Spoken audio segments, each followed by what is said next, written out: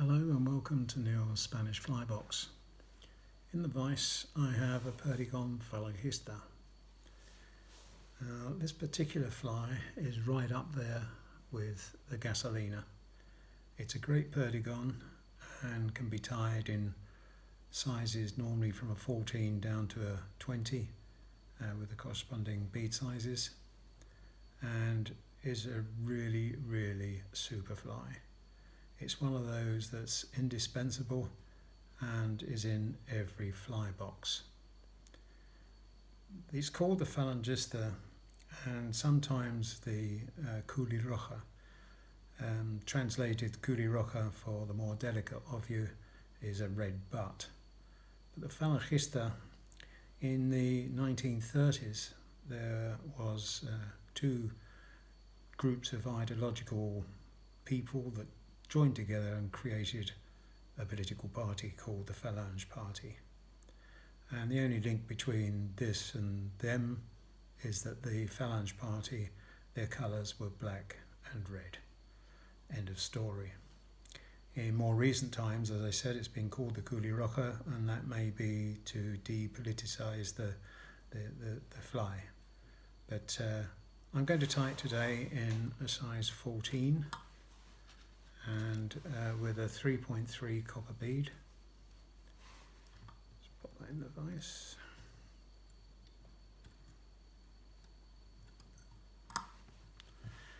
Right, the materials that you need are black.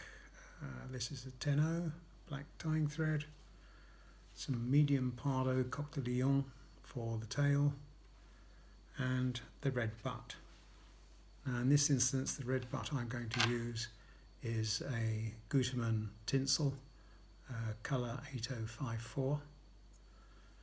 It can be holographic, it can be something like a red floss, as long as it's red. It's also tied with an orange butt, and that could hardly be called a Falangista because of the link of the colours, but the orange butt can also be equally as successful on its day. Right, I'm just going to set the bead.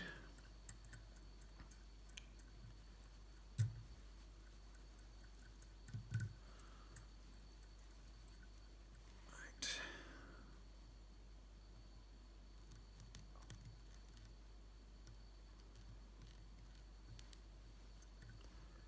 Going that way.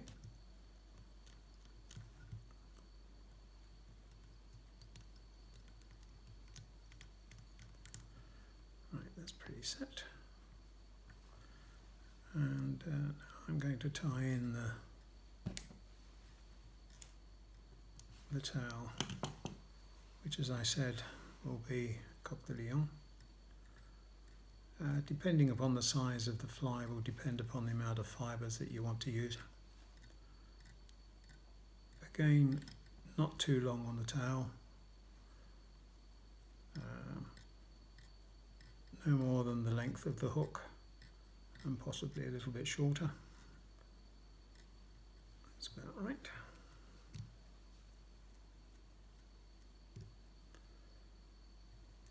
Right, and I'm going to tie down that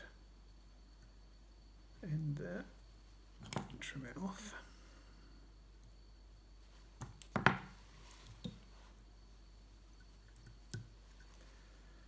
Let's get this bead set once and for all. There. Take the thread back down. Now I'm going to tie in the tinsel. As I said, it doesn't have to be this. It's just, this is what I use, and it can be anything that has the red effect as such. Having tied that in, I'll now tie down that little tail and start creating the body shape of a perdigón, the well-known carrot shape. Trying to avoid going all the way back down to the tinsel, because you're going to need just a little bit of space there to tie in the red butt. have said on previous occasions that I prefer to have my flies or perdigons tied a little bit skinny, not too fat, so that they go through the water quicker. Right, I think we're just about there. Now I'm going to put a little bit of super glue on the fly to hold that in place. The tinsel, that is.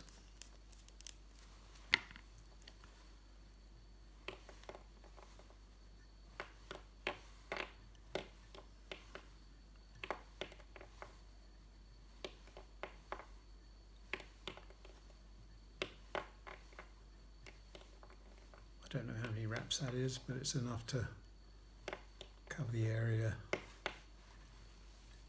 the bottom. Just tie that in, trim off the excess. Tie that down.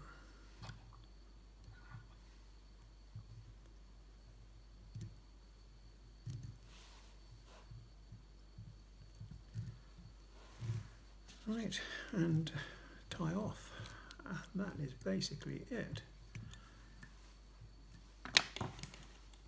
We now have to UV fly. There's a little tail sticking up there, so I'm just going to use a little bit of super glue to put it down. Just to try and keep it as neat as possible. Yeah. Now the UV I use is a Loom clear finish in thin, because it's very easy to work with and it doesn't bulk up the fly too much.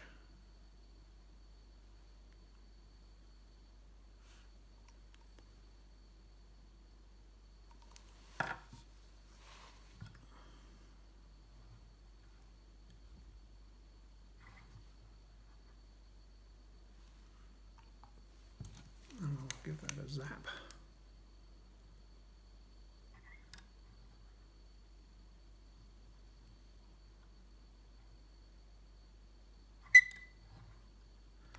I'm going to give it another little coat because it just gives it a bit of extra strength against the teeth of the trout, which hopefully it will catch in high quantity and without making it too bulky. Another zap.